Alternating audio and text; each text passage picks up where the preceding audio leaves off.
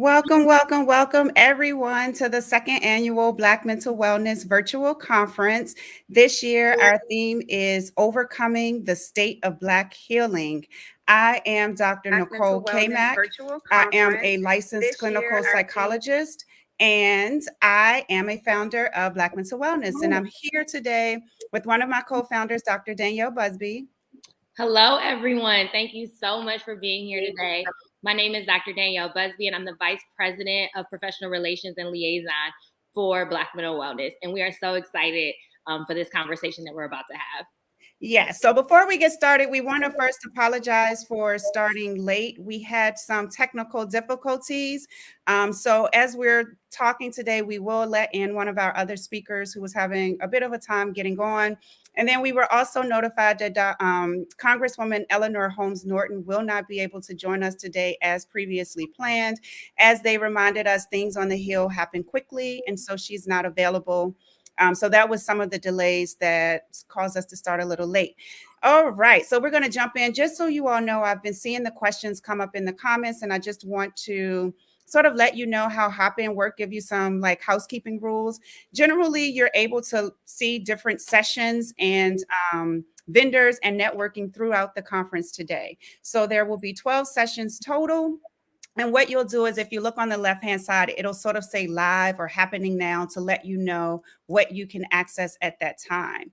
During each of the hours, we start a new round of presentations or sessions, I should say.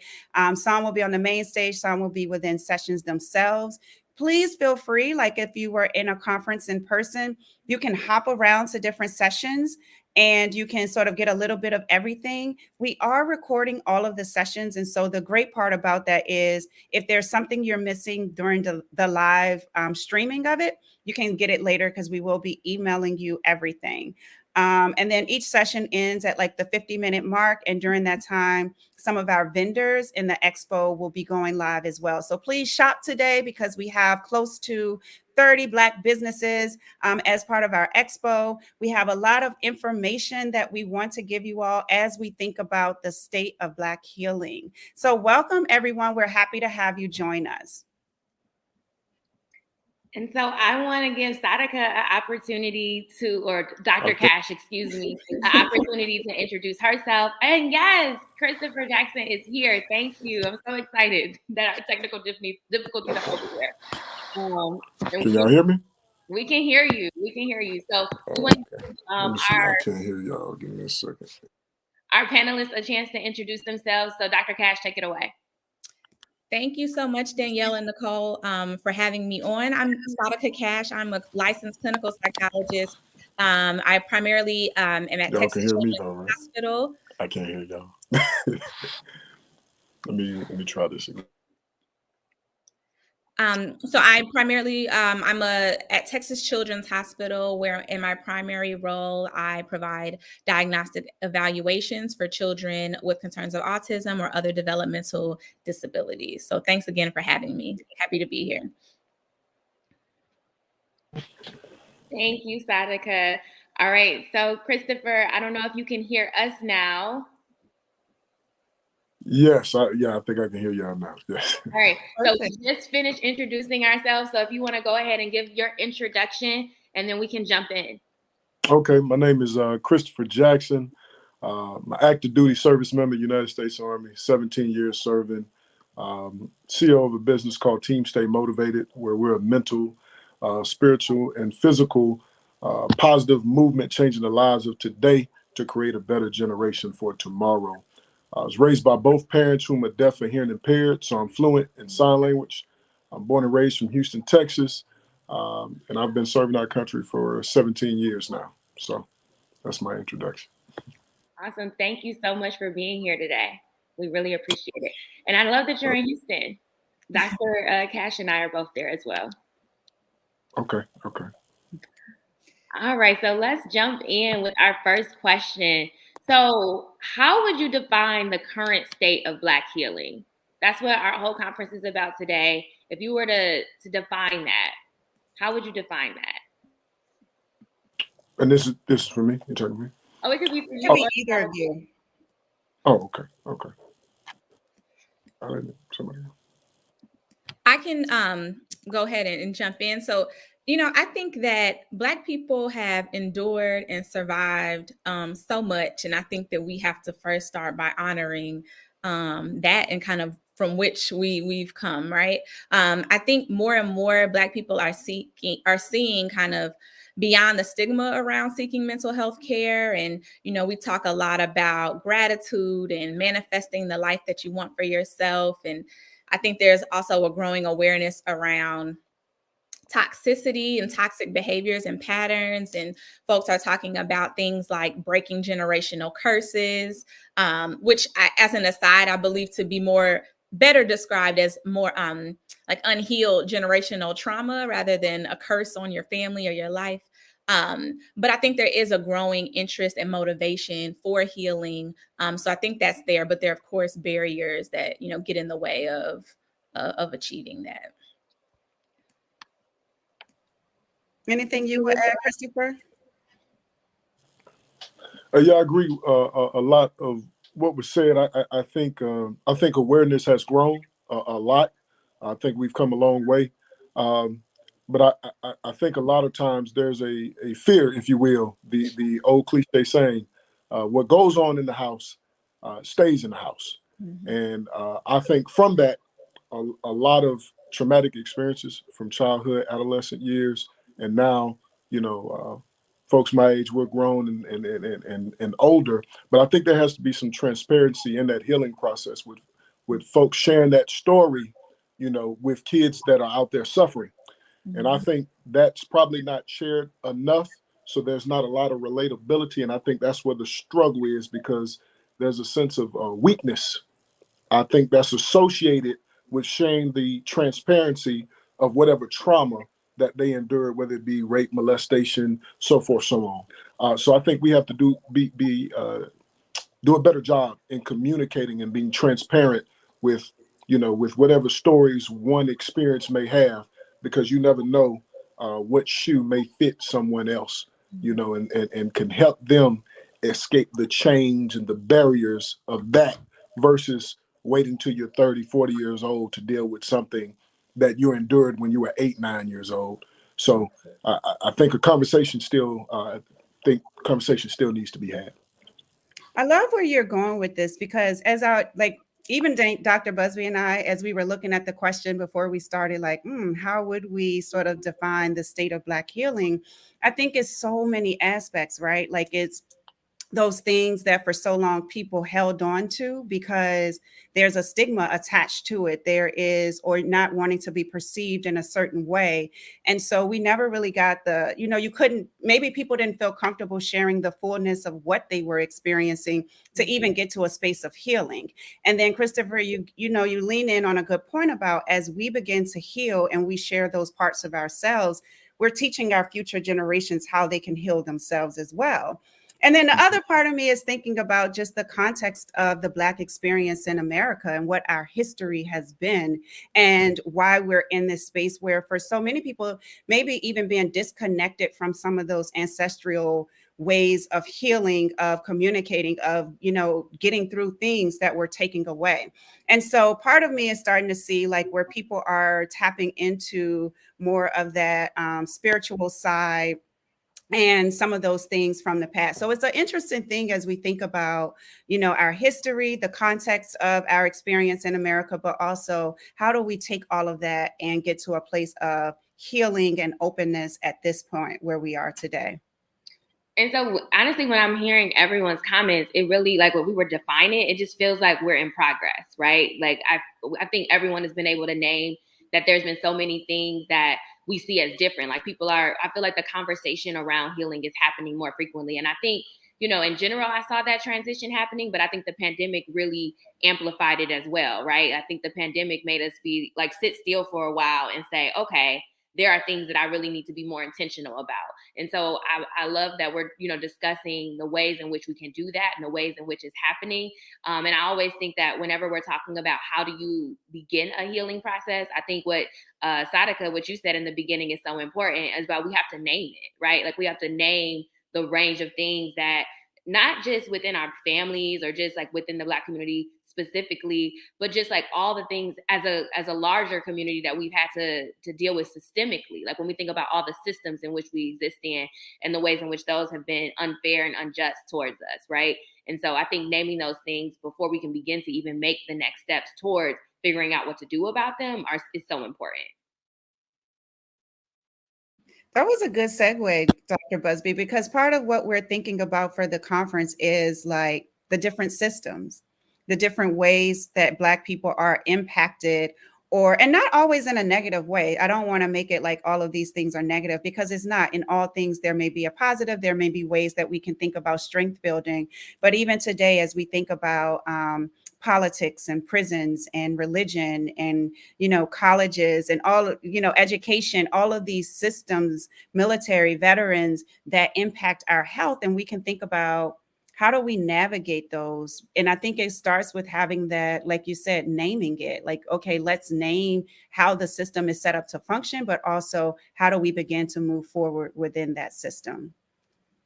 And I also want to give light to a comment that's in the chat. It says, another thing, I believe some people do not want to be further victimized. Telling someone your story and them telling you that it's not a big deal, or they continue to minimize you and your experience, it makes you not want to share.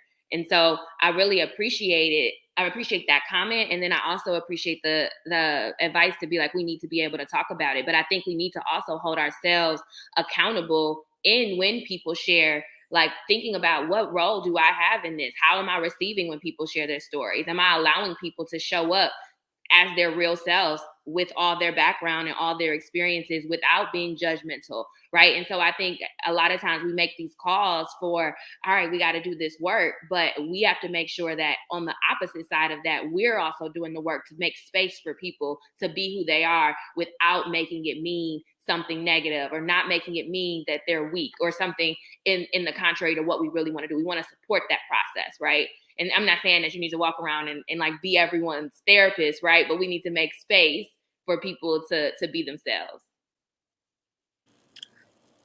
I think you raised an important point about creating space and making space for folks. And, sometimes when you're hearing someone's story, not inserting yourself or, trying to make it about you. But also I think it's helpful to, hopefully we can kind of demystify what the therapeutic process looks like, what it's like to go to a therapist, and what to expect from that healing process. And that sometimes it might get a little rough before it gets a little bit better. But to really kind of share with folks what that looks like, and to kind of take some of the mystery away from that process. Yeah, I think from a military standpoint, when we talk about Black healing, I think there's trauma that's already before you receive trauma, in a sense of deployments, missions, so forth, so on. And so when you deal with military trauma, number one, you have to have the intestinal fortitude to go to a behavioral health or seek some type of help and guidance, which you don't want to really do that, because there's that stigma. If I get help, then that means I don't have the ability to lead a formation or soldiers. So you're dealing with whatever hurt before you made the decision to join the Army, then whatever trauma comes with that.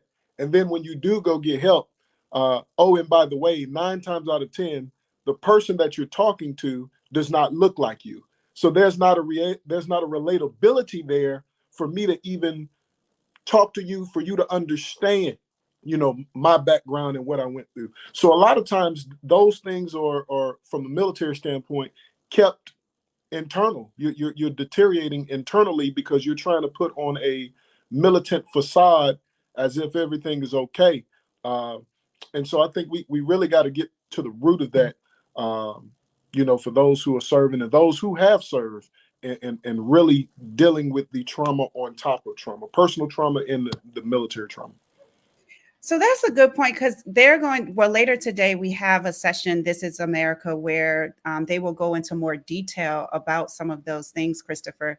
But as you're thinking about some of those barriers that Black military service members might face, like, how do we begin to think about, how do you address that within these systems? Is it something that we can expect from the system, or should we also begin to think about things outside of the system? So if I can't find this when I go seek help in behavioral health, is it that you can seek it somewhere else and maybe that might feel more supported, or open up providers who might look like you?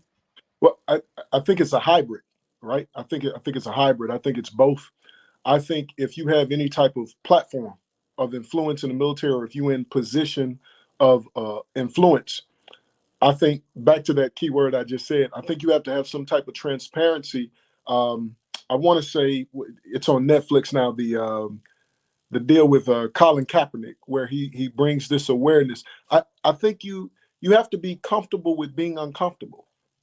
I think the soldier that died a couple years ago, Vanessa Gillian, that was a real big thing down at Fort Hood and impacted the Army real big. But the only way that you get to the root is you got to put it out there.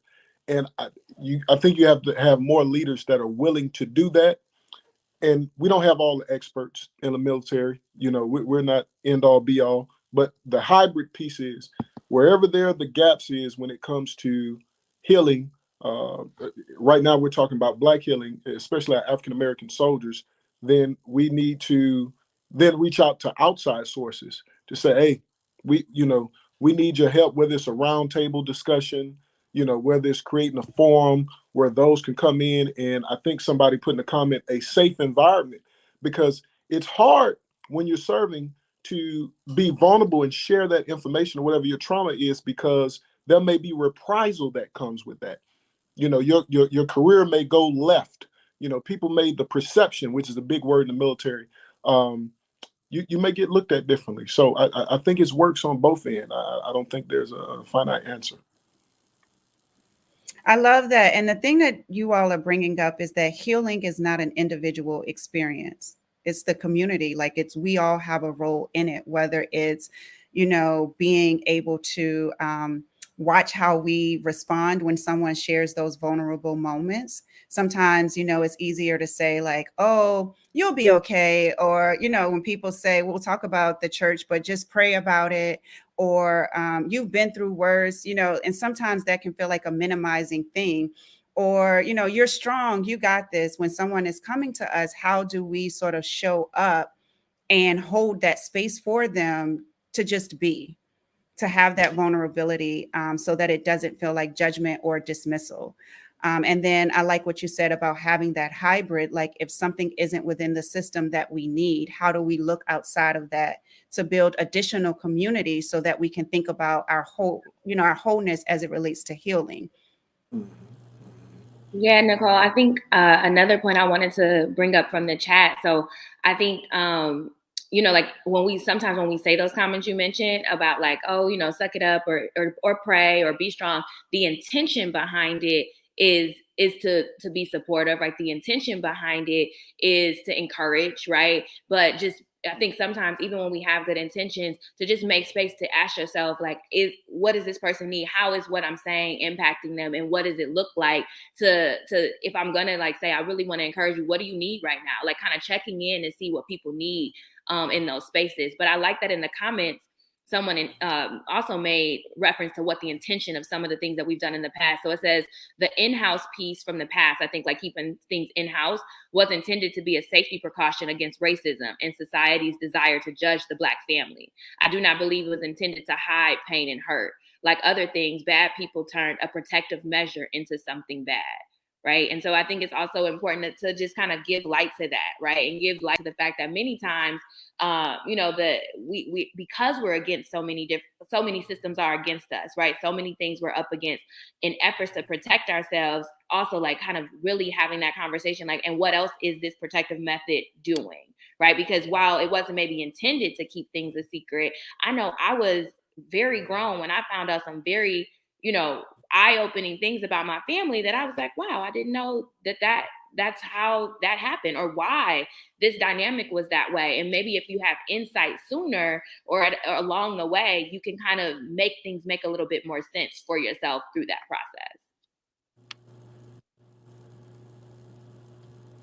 And then it says, this is why healing is so essential so we can know how to show up for others. Absolutely. I love the activity in the chat. We really appreciate everyone's engagement. I think that was a great point about where certain behaviors or coping mechanisms originate, and how, when you're in survival mode, you learn to do things that you need to do to survive. And I think now we're kind of getting to a place where we're trying to be more aware of those things, and hopefully ready to start trying to unlearn some of those things that no longer serve us and replace them with more adaptive or more healthy behaviors.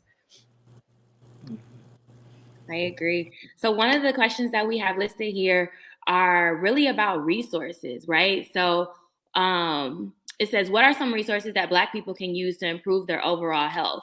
And we're talking about mental, physical, spiritual, right? I think sometimes when we say health, we automatically go to the physical. More so, we're starting to think about the mind-body connection. But when we think about what resources are really important for us as a community, what comes to mind first? What comes first as far as healing in a community resource? I think the generic answer for a kid like me down south would probably be the church.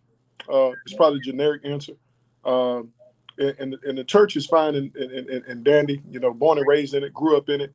But I think if you're not at a church, a true place of healing where it's not a facade, right, and people not giving you the real, then you add more dirt on top of you getting the help that you need. I think sometimes we use certain things, and once again, I say the church in my aspect as a crutch, and say it's going to be all right and you're going to make it through. But once you leave the church, you're back in the car, headed home the same way, still dealing with the same pain and the same trauma. So I think we got to look beyond the generic answers. Not saying the church is bad. I love the church, praying grandmama helped me through it to get to this point, but still, I think there has to be other professional, in my opinion, resources out there outside of the church that the confines of the church cannot do on their own. I love that you brought that up because, again, we'll be talking about that sort of intersection of the church and healing, because there are so many people who find strength in the church and religion and spiritual practices.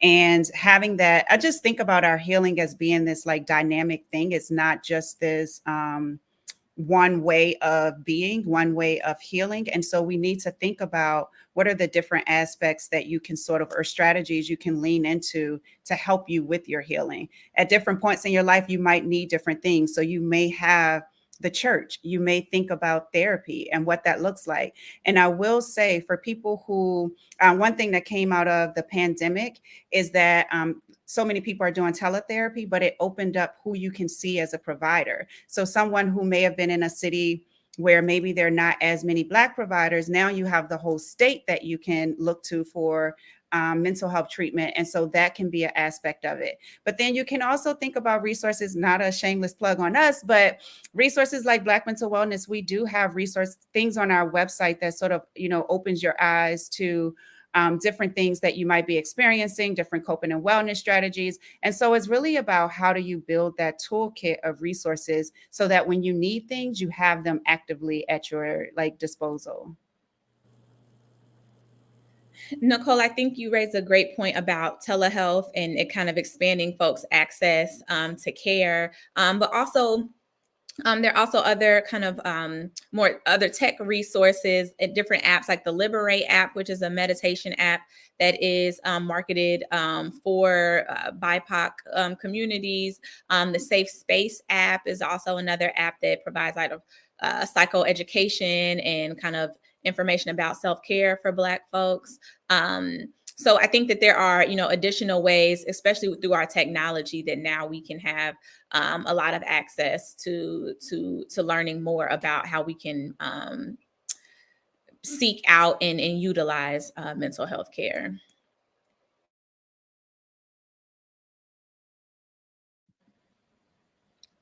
I wanted to address one of the questions that was in the chat.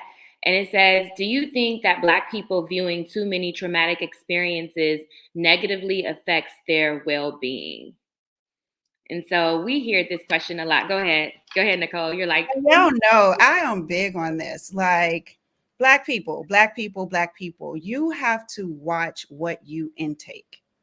And I don't care if it's on TV.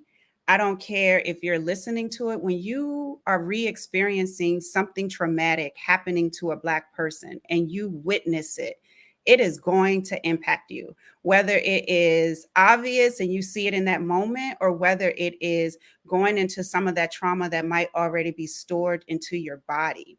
I refuse to watch the killing of a Black person.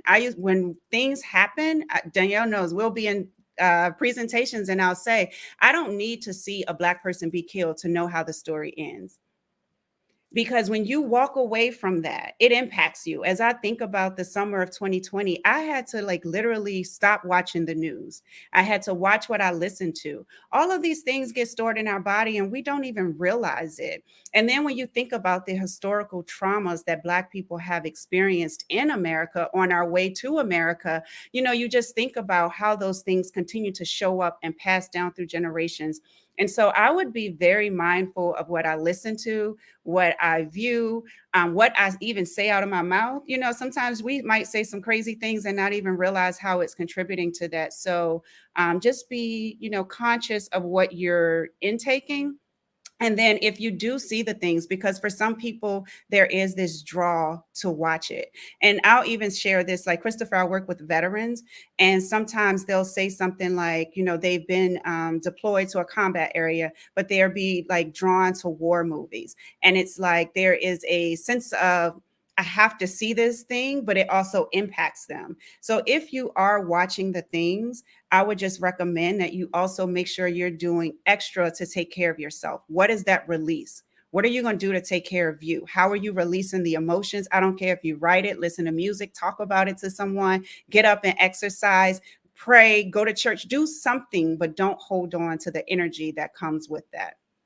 Yeah, one thing I tell people to do sometimes is like, what's the equal opposite positive of whatever the negative things that you may be taking in is. So, for example, like, all right, I also am a non-news watcher, and sometimes I feel like I miss out on what's happening in the world. People have to tell me things because I'm like, it's just too much. Like my spirit can't hold it for like in that capacity. But what's the equal opposite positive to what you may be hearing? Like, I want to go watch things that talk about celebrating Black people. I want to hear about Black people achieving. I want to hear about the success story that's not getting as much shine as all the bad things that are happening. Like, I lean into those moments where it's a positive thing that we can celebrate and give power to, right? Because wherever your attention is what you're going to really be feeding, right? And so I'm not saying we need to have this like veil over us where we don't have any sense of like what's actually going on. I don't want it to be toxic positivity where like everything's great. That's not what I'm saying. But I'm saying that if you know that you've been consuming, like you said,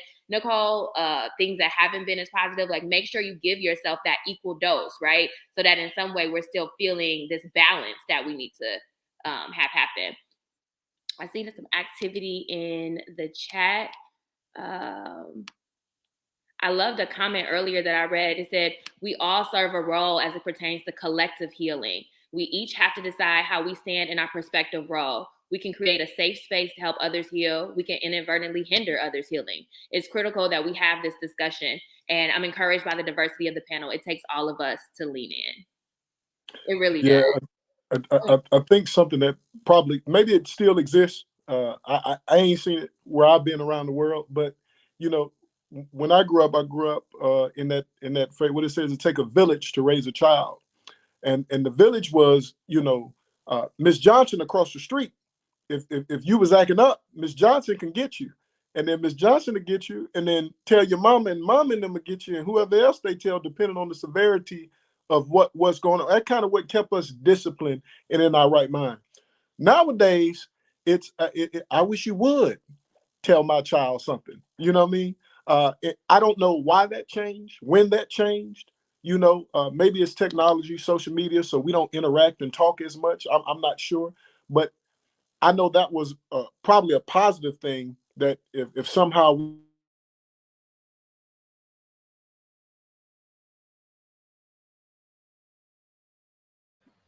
Could you all hear the end of that? Okay. Can you hear us, Christopher? Oh, something happened. Okay, he'll come back. But it sounds like even part of, as we think about moving forward, like getting back to that place of community. So when we think about it takes a village, that's community. And so understanding that I think what is coming out of all of this is that healing is also a community thing. If I feel like I'm in something by myself, it may feel 10 times heavier. But if I know that I can go to Danielle, I can go to Christopher, I can go to Sadiqa, and you're going to uplift me, or even sometimes it's just being a listening ear or directing me to where I can get the resources and I don't feel alone, it may feel more manageable for me with whatever it is that I'm dealing with at the time. And I think it's important to consider how we show up for each other as a community, though, right? So I think one of those things that were more survival that we have to or should unlearn is how we communicate with our children, how we parent our children, how we discipline and punish, right? So if I had to get 3 whoopings today for this one issue, like, yeah, everybody's paying attention or everybody is invested in making sure that I am behaving appropriately, I'm a good person, but do we want to, I think we should pay attention to like how the community is showing up and that we're not just kind of adding on traumas in a way to kind of be there for each other or be accountable for each other. And I agree too. I want to add to that. I think we can't pick and choose when we want to be there. I think if there's an athlete or somebody that's doing something great in school, the community will go support that. If there's something drastic, as in a Trayvon Martin type thing, we'll go do that. But what about those in between things? Those that dash in the middle, that everyday living thing. I think we pick and choose when we want to be involved in somebody's life and uplift them. And I think we shouldn't do that. I think it should be a everyday thing where we're there for one another. But it's going to take time, in my opinion. But what we're doing, you all are actually, I looked at the time, we're like coming near the end. We have a few minutes left. And so if you do have questions, please add them to the chat. This is the time. But what we wanted to end with is like this reimagining of what healing can look like for Black people in 2021, moving into 2022. And so much of what you all are saying are the things that we need to sort of integrate back into that process, the community, the village. How do we show up for each other, creating those safe spaces? I see a comment in the chat about having a sister circle and having that collective space of being able to lift each other up, celebrate each other, lean on each other, and so much more. And so being able, I think when we leave here, that is what I feel like we can think about, like, how are we creating those safe spaces and how are we creating those spaces for other people as well? But I will leave it up to you all, like if there are other things that you think about as we reimagine what Black healing looks like. I just wanted to add to that as we think about our answers for like what does reimagining Black healing look like. One of the questions was, are there any suggestions for establishing a strong community at home to address Black mental wellness for kids? Right. So not just thinking about the adults in our community and what does that look like, but how do we also foster that for youth and kind of make those safe healing spaces for them as well? One thing that I think comes to my mind around youth specifically as we reimagine is, and I think we're doing it, right? So when we started off, we talked about how are we defining Black healing right now and that we are in progress, right? We're getting there. And I think that, kids are watching us and we're models for them, right? And so I think the ways in which we talk about our own healing process, I see in the chat, I believe decolonizing our healing is key, right? Like thinking about who's leading the healing, who decides what determines like what is the right method for something, and being vocal with your child about this is what I'm using to manage me feeling stressed right now, or this is what I'm doing around feeling worried about this thing, or naming what's going on for you and showing your child the process of that, right? And so that can kind of become normal and that can be their vocabulary when dealing with their own stressors. And so I'm seeing that happen a lot more with the youth that I work with and them being able to tell their friends like, oh, this is something that I've tried when I feel nervous, or, I'm seeing them have that language in ways that I know I didn't have when I was younger because we weren't talking about these things. So I think that's definitely a start. And something to add to that is when you're doing those things about sharing what you're experiencing, helping your child to figure out what it is that they need in the moment. And so, again, like you, Dr. Busby, I didn't have the language per se growing up. But, as I try to think about reimagining what that looks like for my 8-year-old, it's about, okay, you're upset. What do you need right now? So starting to get her to think about what are the things that you need in this moment. Here are some strategies that you might find helpful. If I'm upset, this is what I might do.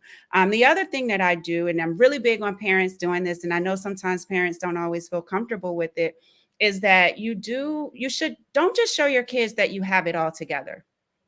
There are so many adults who come to therapy and is like, I should be able to do this because my parents never had this issue. My parents never struggled. My parents didn't have these challenges. And the truth of it is their parents probably shielded them from these things in an effort to protect the child because you want to protect their healing, but they're human. They're going to have challenges. And it is more impactful for them to see you get over those hurdles, to see that you had the challenge, to see how you utilized your community, to see that sometimes you just got to sit down and say, whew, I don't know what I'm going to do with this, but we're going to figure it out. And when you do that, you're teaching them, okay, when something gets difficult, there's an other side to this. When something gets difficult, I might have to take a step back, but I can get through it. It doesn't mean that I'm stuck here. And there are a lot of adults who come to therapy. We want you to come to therapy too, but they're stuck on that because there wasn't that transparency in their parents' process, through healing or whatever the challenges were. And I love all the points you just made there, Nicole. And I think a practical example of that and some of the things that I was seeing in the chat. So not just related to our children, right, but what we're doing, right? And so, one thing in the chat was how do we kind of like create these smaller circles? So maybe just starting with your close friends, right? It doesn't necessarily have to be this big thing where I have to grab everyone in my community to begin to heal.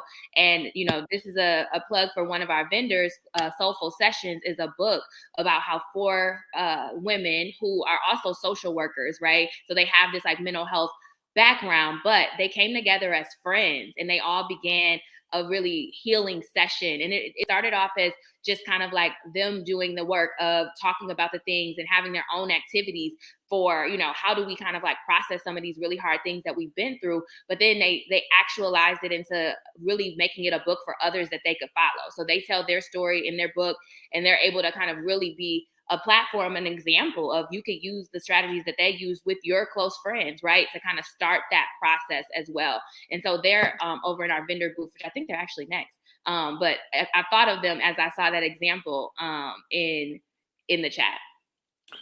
But I think Dr. Cammack, you were spot on when you said that letting your kids see your struggle, see your risk. With my babies, they getting old on me, but I got 4 daughters, 4 girls. Oh wow. 14 to 18 years old, and I keep it 100 with them. And obviously my parents didn't do that with me, but me keeping it 100 with them allows them to keep it 100 with me. You know what I mean? And so when they do see me struggling and I teach them and show them things, we're able to have a different dialogue than I had with my parents. You know what I mean? And so I think a step to Black healing is one must be willing to take the risk. Yeah. One must be willing. In the military, we have something when we go to war, it's called prudent risk. You have to accept you're going to some damages are going to occur. Some folks are going to die. You know what I mean? Now that's a drastic comparison, but I just want to bring to say it's the same thing. When there's a risk in you being transparent with your kids or with anybody and sharing that stuff, but it cracks open the door to beget that healing process. So I just want to affirm what you said. I think that was big.